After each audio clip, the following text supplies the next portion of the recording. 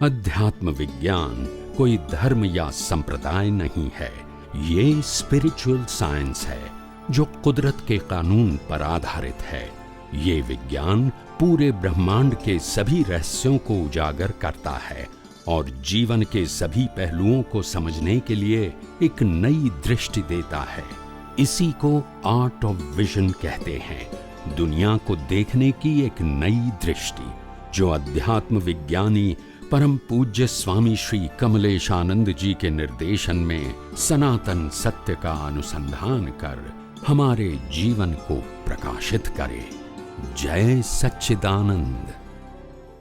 स्वामी जी, मुझे कल कुछ महात्माओं ने फोन करके ये कहा कि वर्तमान जीवन की तो आपने काफी बातें की है किसी व्यक्ति के, परंतु व्हाट इज आफ्टर डेथ, कि जब हमारी मृत्यु हो जाती है या मृत्यु कैसे होती हुए, यह भी थोड़ा प्रश्न रखिए, क्योंकि ये एक पूरा पैराडॉक्स है। ये अभी तक ऐसी चीज है कि पूरी समझ में भी नहीं आ रही है। तो मैं आपसे नम्र निवेदन करना चाहता हूँ कि एक आत्मा का आयुष्य जब पूरा हो रहा है शरीर का, और उसको जो है दूसरी जगह जन्म लेना है, तो वो आत्मा किस तरीके से, किसके साथ जाकर के, क्या साथ लेकर के, और दूसरे शरीर के अंदर किस तरीके से वो जन्म लेती है, कृपया इस पैकेज को आप पूरा अध्यात्म विज्ञान और सनातन सत्य की दृष्टि से उल्लेख कीजिए। ये जीवन का बहुत बड़ा रहस्य है कि मृत्यु जो होती है वो कैसे होती है। मृत्यु के समय हमारे कर्म का पूरा स्टॉक किस प्रकार से बिहेव करता है, और नया जन्म धारण करते हैं या नया जन्म लेते हैं, तो किस प्रकार से हम नया जन्म, कौन से सिद्धांत से हम नया जन्म लेते हैं, और हम जब नया जन्म लेंगे तो आत्मा के साथ यहाँ से साथ में क्या क्या जाएगा। बहुत अच्छा प्रश्न है।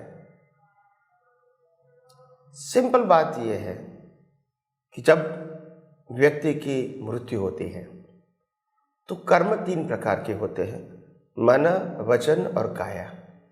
3 प्रकार के कर्म होते हैं, विचार रूपी कर्म, वाणी रूपी कर्म और वर्तन रूपी कर्म। ये 3 प्रकार के कर्म होते हैं। उसमें से मन रूपी कर्म, जिसके साथ पूरा अंतस्करण जुड़ा हुआ है, मन, बुद्धि, चित्त और अहंकार, इसका एक नाम है मन। वो मन नेक्स्ट बर्थ में आत्मा के साथ आगे आता है। आत्मा, ये मन, भाव मन और डेवलपमेंट, ये तीनों साथ में जाता है। और स्पीच और एक्शन के जो कर्म है वो नेचर के पास जाता है, नेचुरल क्लाउड में जाता है। अनलिमिटेड स्टोरेज है और सभी का डेटा वहाँ है, सैटेलाइट की तरह।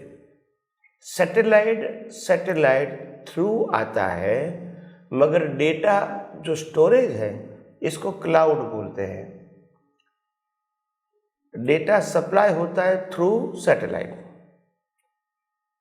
तो कहने का मतलब ये है कि कुदरत के अंदर स्पीच और एक्शन के बीच वहाँ जाते हैं और मन कैरी ऑन होता है, और मन ही आपकी आइडेंटिटी है स्पीच और एक्शन के बीज की, क्योंकि उसी प्रोसेस से स्पीच और एक्शन बना है। तो बेस ये है, प्रोसेस का रिजल्ट ये है। कुदरत हमारे कर्मों को देखकर आपको कहाँ जन्म लेना है, कौन सी योनि में जन्म लेना है, कौन से माता के गर्भ में जन्म लेना है, ये सब कर्मों के आधार से ऑन द स्पॉट डिसाइड होता है। It's a very fast, accurate and micro science. बहुत सूक्ष्म विज्ञान है और प्रोसेस भी इतनी माइक्रो है कि सुपर पावर कंप्यूटर होता है। इसका कैलकुलेशन सेकंड में निकल जाता है। क्या बताया? मिनट भी लगते नहीं है। तो तुरंत ही यहाँ मृत्यु, तुरंत ही कैलकुलेशन हो जाता है और वो योनि में जन्म ले लेता है आत्मा। और आत्मा के साथ भावमन और डेवलपमेंट साथ में जाता है। कुदरत के साथ स्पीच और एक्शन के बीच है। तो कर्मों की भुगतान के लिए शरीर कौन सा मिलेगा वो भी कुदरत डिसाइड करेगी, और शरीर के माध्यम से स्पीच और एक्शन का बीज कैसे मिलेगा फल के रूप में, वो भी कुदरत ही संजोग समय समय पे खड़ा करती है। तो इसी प्रकार से हमारे कर्म के आधार से मन वचन काया बनता है। वो काया शब्द जो है वो मन वचन काया और एक्शन समझना। काया तो कॉमन है, काया प्लेयर है। क्या है? Player. Body is a player. Action वो कर्म है। बॉडी कर्म नहीं है, बॉडी कर्मों की भुगतान का साधन है, इंस्ट्रूमेंट है। क्रिया वो कर्म है, स्पीच वो कर्म है और थॉट वो कर्म है। कर्म मतलब कर्म फल। तो ये तीनों चीज कुदरत हमको देती है फल स्वरूप। कैसे देती है? फल स्वरूप। इसमें मन जो भाव मन है पिछले अवतार का, यहां वो द्रव्य मन हो गया। द्रव्य का मतलब ऑटोमोड। और स्पीच और एक्शन का संयोग कुदरत देती है। आपको कब बोलना है, कितना बोलना है, क्या बोलना है, किसके साथ बोलना है और क्या क्रिया करना है, ये सब कुछ कुदरत डिसाइड करेगी। उसी के मुताबिक प्लेयर को प्रोग्राम के मुताबिक करना पड़ेगा। प्लेयर के पास कोई फ्रीडम नहीं है और इसीलिए प्लेयर आध्यात्म विज्ञान में प्लेयर रिस्पॉन्सिबल भी नहीं है। कोई भी प्लेयर दुनिया का। तो सिंपल बात यह है कि कुदरत जिस प्रकार से हमको प्लेयर देता है, वो प्लेयर की क्या विशेषता है। अगर हमारा कर्म ह्यूमैनिटी वाला, मोर देन 55% मानवता वाला कर्म होगा तो मनुष्य भव में जन्म होगा, मनुष्य का ही बॉडी मिलेगा। अगर हमारा कर्म का परसेंटेज 55% एनिमलिस्टिक है तो पशु योनि में जन्म मिलेगा। अगर हमारा 55% कर्म, 55 से ज़्यादा कर्म राक्षसी कर्म है तो नरगति में जन्म होगा। और अगर हमारा कर्म 55% से ज़्यादा डिवाइन कर्म है तो देवलोक में जन्म मिलेगा। तो कई लोगों का प्रश्न है कि तो फिर देवलोक या नरकलोक या पशु योनि से फिर कम बैक कैसे होंगे, क्योंकि वहां तो कर्म बनता नहीं है। तो सिद्धांत समझो, एक बार इंसान बनने के बाद कोई भी इंसान बनने का तो कर्म बनाता ही है। वो ऑप्शन में नहीं है, कंपलसरी में है। मगर दोबारा इंसान बनने से पहले पाशवी कर्म, राक्षसी कर्म और डिवाइन कर्म भी पैरेलल बनाता है, न सेम बर्थ। और इसीलिए जब इंसान के बाद दोबारा इंसान बनेगा, इससे पहले इंसान के अलावा योनि के जो कर्म बनाए वो पहले फिनिश करके फिर लास्ट बर्थ आएगा इंसान का। तो वहां कर्म नहीं बनेगा, कर्म तो यहाँ बना है। और कुदरत का कानून है, कोई भी इंसान अपने पुरुषार्थ से मिनिमम 1 बर्थ का या मैक्सिमम 8 बर्थ का कर्म एक बर्थ में चार्ज कर सकता है, मगर इंसान कभी 2 बर्थ के इंसान के कर्म चार्ज नहीं कर सकता है। 2 नरक गति के कर सकता है, 2 देवलोक के कर सकता है, 2 पशु योनि के कर सकता है, मगर इंसान के बाद जब इंसान के कर्म बनेंगे वो एक ही होगा, 2 नहीं होगा। अगर 8 भव के कर्म बनाए हमने एक ही भव में, तो भी 7 भव अलग अलग होंगे और 8वां इंसान का होगा। तो बात प्रिंसिपल की है। और इसीलिए आज तक ऐसा पजल था कि अगर इंसान के अलावा कोई कर्म नहीं बनाते तो वापिस कैसे आएगा, इनका कोई क्लू किसी के पास नहीं था।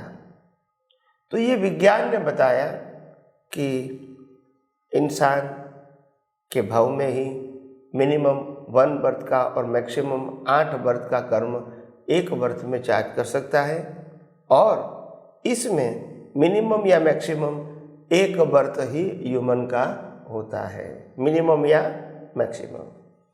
तो ये एक प्रिंसिपल हो गया।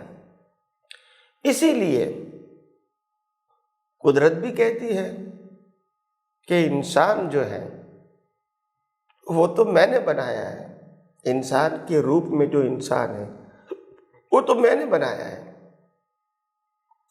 कर्म इंसान के थे, इसीलिए बॉडी इंसान की मिली। अगर कर्म में पासवता होती तो मैं पशु योनि का बॉडी देता। अगर कर्म में राक्षसी वृत्ति होती है तो मैं नरगति का योनि देता, और कर्म में डिवाइन कर्म होते हैं तो मैं देवलोक में जन्म देता। मगर इतना ध्यान रखना कि शरीर को मिलना वो कुदरत ही देगा और डिसाइड भी कुदरत ही करेगा। देगा भी कुदरत और डिसाइड भी कुदरत। और इसीलिए एक बात आध्यात्म विज्ञान स्पष्ट करता है, मन वचन काया कहो या शरीर कहो, चाहे मनुष्य, चाहे पशु योनि, चाहे नरगति, चाहे देवगति, चारों का शरीर कभी किसी का खुद का हो सकता नहीं है। और इसीलिए शरीर मैं हूं वो तो विज्ञान में प्रश्न है ही नहीं, नंबर 1। और नंबर 2, जब शरीर में नहीं हूं तो शरीर को चलाना या मेंटेन करने का काम जो शरीर के मालिक है उसी का ही है। और इसीलिए डिजाइन भी कुदरत ने बनाई, पंच महाभूत भी कुदरत का, जिंदा रखने के लिए हवा पानी खुराक भी कुदरत का, और वो हवा पानी खुराक डाइजेस्ट करके ब्लड बना के पूरी शरीर में पहुंचाने का काम भी कुदरत करता है, और श्वासोश्वास चलाने का काम भी कुदरत करता है, क्योंकि मशीन ही कुदरत का है और ऑपरेशन भी कुदरत का है। इसमें हम अपनी मर्जी से कुछ कर सकते हैं नहीं है। तो ये बात समझनी पड़ेगी। विज्ञान स्पष्ट कहता है शरीर कभी हम हो सकते नहीं है, नंबर 1, और शरीर को चलाने वाले भी हम नहीं हो सकते हैं। जिसने शरीर दिया है वो ही शरीर को चलाता है। कब जिंदा रखना, कब तक जिंदा रखना, वो उनके हाथ में है, हमारे हाथ में नहीं है। हमारे हाथ में एक ही सत्ता है, कर्म बनाना, भाव कर्म, एक ही पावर से, और कोई पावर नहीं है। तो कुदरत का कानून बिल्कुल स्पष्ट है। और इसीलिए जब हम विज्ञान को समझ जाते हैं तो हमको मालूम हो जाता है कि आखिर ये विज्ञान के माध्यम से मालूम होता है आखिर शरीर हम नहीं है, और मन वचन काया को चलाने वाले नहीं है, और मन वचन काया से जो भुगतान होता है वो भुगतान करने वाले नहीं है, और मन वचन काया से जुड़ा हुआ सत्ता संपत्ति संबंध और साधनों के मालिक भी हम नहीं हो सकते। तो विज्ञान बिल्कुल क्लियर कर देता है, कोई गोल नहीं होता है। आपको समझने में थोड़ा समय लगेगा, वो मैं मानता हूँ, मगर विज्ञान तो एकदम क्लियर है। Law of nature is very clear, never confuse. समझने में शायद देर लगेगी, आपका इंटरेस्ट, आपकी विज्ञान के प्रति जो वैल्यू रहेगी, इसी के आधार से ही धीरे धीरे आपको विज्ञान समझ में आएगा। और जैसे विज्ञान में समझ में आएगा तो जो मन वचन काया उनकी अवस्था का जो बोझ है वो आपका खत्म हो जाएगा, क्योंकि आपको समझ में आएगा कि मन वचन काया हम नहीं है, इसको चलाने वाले भी नहीं है, तो बोझ रखने से कोई फायदा भी नहीं है। तो बस यही मैंने बताने की कोशिश किया, आगे आगे और विज्ञान की बात करते रहेंगे। स्वामी जी आपका बहुत बहुत धन्यवाद। एक कंफ्यूजन पैदा हो गया आपके इस प्रवचन से कि एक बर्थ के अंदर, चाहे मनुष्य का बर्थ है, उसके अंदर 8 भावों के कर्म बन सकते हैं। इसका अर्थ मैं समझ नहीं पाया कि क्या अगर आज मनुष्य और मनुष्य की प्रवृत्ति करूं, सनातन सत्य का पालन करता रहूं, तो क्या अगला भाव या उसके अगला भाव फिर वो मनुष्य का नहीं रहेगा, फिर दूसरी योनि में जाना पड़ेगा। ये कन्फ्यूज़न पैदा हो गया। 8 भाव से 2 भाव जो है देवता के, 2 भाव पशु योनि के, 2 भाव जो हो सकते, मनुष्य का 1 भाव ही होगा। ये थोड़ा कन्फ्यूज़न हो गया, इसको क्लियर करें कि जब तक हम मनुष्य नहीं रहेंगे तो किस तरीके से डेवलपमेंट को बढ़ा करके मुक्ति को तरफ जा सकेंगे। फिर तो यहीं कहीं घूमते रहेंगे, डेवलपमेंट लिए घूमते रहेंगे, फिर उस डेवलपमेंट का अर्थ भी क्या होगा। बस सही बात है। प्रश्न के लिए धन्यवाद। सबसे पहली बात यह है कि विज्ञान के अंदर जो सिद्धांत होता है, वो सिद्धांत के ऊपर जब फोकस करोगे तो आपको मालूम हो जाएगा कि सिद्धांत क्या बताया। सिद्धांत में ये बताया कोई मनुष्य मिनिमम 1 बर्थ का और मैक्सिमम 8 बर्थ का कर्मचार कर सकते हैं एक ही मनुष्य भाव में। तो 8 भाव का करना वो कंपलसरी नहीं है, it is a range of minimum and maximum. Minimum 1 भाव का करेंगे तो नेक्स्ट बर्थ मनुष्य का ही होगा, नो ऑप्शन। अगर मैं मनुष्य में होकर एक ही भाव का कर्मचार करूंगा तो नेक्स्ट बर्थ मनुष्य भाव का ही होगा और कोई नहीं हो सकता है। अगर मैं 2 भाव का करूंगा तो एक ही मनुष्य का होगा, एक अदर्श होगा, यानी पशु योनि का हो सकता है, नरगति का हो सकता है, देवलोक का हो सकता है। अगर 3 भाव के कर्म किए तो 2 अदर्श होंगे और लास्ट होगा मनुष्य भाव का। ऐसे अगर 8 भाव के कर्म है तो 7 अलग अलग होंगे और 8वां होगा मनुष्य। तो ये रेंज जो बताई, क्या बताई? मैक्सिमम। अभी आप समझे, मिनिमम मैक्सिमम। यस। तो इसीलिए महापुरुष कहते हैं कि ये जैसे जैसे आप विज्ञान समझोगे सिद्धांत के रूप में तो फिर आपको तकलीफ नहीं होगी समझने में, मगर जैसे सिद्धांत छूट गया और खाली शब्द पकड़ लिए तो फिर पजल होगा ही, क्योंकि सिद्धांत अपरिवर्तनशील है और जो सेंटेंस होता है वो हमारा व्यू पॉइंट हो सकता है। तो इसीलिए बहुत सरल है और इसीलिए ये विज्ञान समझने के बाद ही मालूम होता है कि अगर कोई जीव मनुष्य बनने के बाद भी अगर 15, 20, 25 लाख साल के बाद भी मनुष्य बनता है तो मतलब उनके बहुत सारे कर्म अलग अलग योनि में है। तो ये खत्म करने के बाद ही मनुष्य में आ सकता है, उससे पहले नहीं आ सकते। कुदरत का कानून काफ़ी सिंपल है। अगर मनुष्य भव में आने के बाद मनुष्य भव के अलावा जितने भी कर्म बंद किए हैं वो पहले कंपलसरी खत्म करने पड़ेंगे, फिर लास्ट भव आपका मनुष्य का होगा। मगर आपको पहले मनुष्य के अंदर से फिर देवलोक में गए, फिर मनुष्य में आए, फिर नरकति में गए, ऐसा नहीं होगा। मनुष्य के अलावा सभी प्रकार के कर्म जो बनाए हैं वो फिनिश करना पड़ेगा, फिर लास्ट में आएगा मनुष्य भव का। यानी आपका स्टॉक मनुष्य भव में आए खत्म हो गया, अभी यहाँ से फिर नया भरेंगे, फिर घूमेंगे, फिर लास्ट भव आएगा मनुष्य का, खत्म हो जाएगा, फिर नया भरेंगे। आप समझे ना? तो एक योनि का कर्म खत्म करके वापस नहीं आ सकते। सभी योनि का जो कर्म बनाया है, जैसे एक कर्म हमने पशु योनि का बनाया, दूसरा नरगति का बनाया, तीसरा देवगति का बनाया और चौथा मनुष्य भव का बनाया, तो ये तीनों पहले खत्म करके बाद में मनुष्य में आएंगे। तो ये कुदरत का कानून है और ये कानून हमको धीरे धीरे विस्तार से समझना चाहिए ताकि हमारे जीवन में जो कुछ कन्फ्यूज़न है, पजल है, वो दूर हो जाए। स्वामी जी आपका बहुत बहुत धन्यवाद।